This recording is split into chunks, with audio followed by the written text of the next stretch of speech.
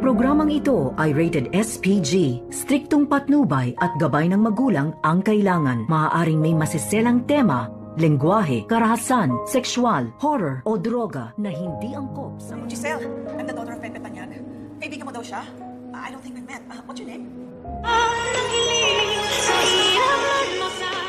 Narito na nga ang ating mga karagdagan na abangan sa abot kamay na pangarap. Hinabol nga dito ni Giselle itong si Justin at tinanong kung kaibigan ba daw siya dito ng kanyang ama na si Don Pepe. At hindi naman sumasagot itong si Justin nang ito'y tanungin dito nga ni Giselle.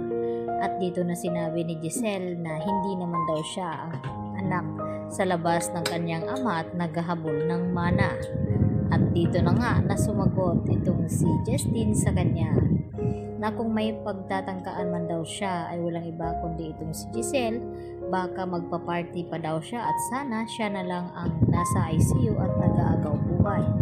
At hindi nga napigilan ni Giselle na kaladkarin itong si Justin palabas ng kanyang ospital dahil bastos daw ito at walang modo. At sakto naman na yun din ang pagdating dito ni Eric at kitang-kita ni Eric kung paano takwil ni Giselle itong kanyang anak at napasubsub naman talaga dito nga sa sahig at sinabi diretsahan ni Eric kay Giselle na huwag daw saktan ng kanyang anak at nagulat nga itong si Giselle sa sinabi ng kanyang dating kasintahan na siya nga ang ama dito ni Justin.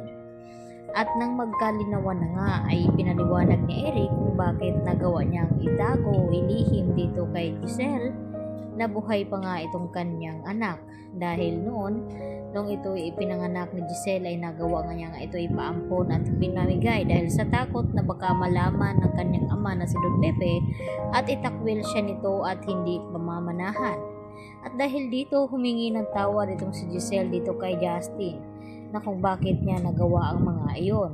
At dito naman din na sinumpatan ni Justin itong si Giselle na kung bakit nagawa daw siyang ipaampon at ipinamigay at hindi na binalikan.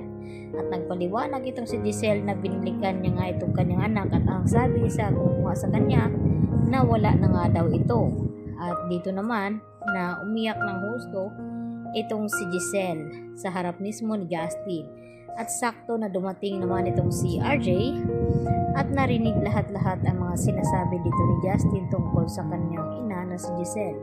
At dito na hindi napigilan ni RJ na sabihin dito kay Justin na sana na mapatawad itong kanyang ina dahil hindi nga kagustuhan ni Giselle noon na ipaampon ito at ipamigay.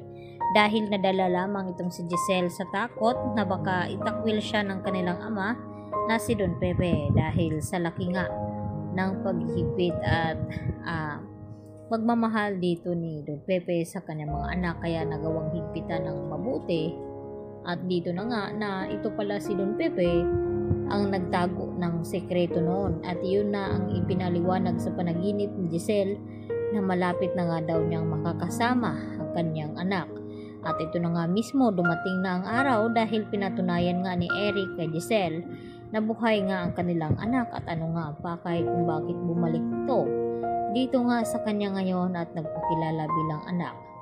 At dito rin na gustong magplano dito ni Eric, gusto nilang makakuha ng posisyon dito sa ospital ng kanyang ina ni Justin na si Giselle at makaupo sa trono. At ito naman ang gagawin na tama ni Giselle na ipamana muna dito kay Justin bilang CEO o co-owner ng Apex Hospital pang samantala dahil hindi pa nga nakakabalik itong memorya ni RJ at hindi pa gumaling ang kanilang ama na si Don Pepe. Yan po ang ating aabangan mamaya sa abot kamay na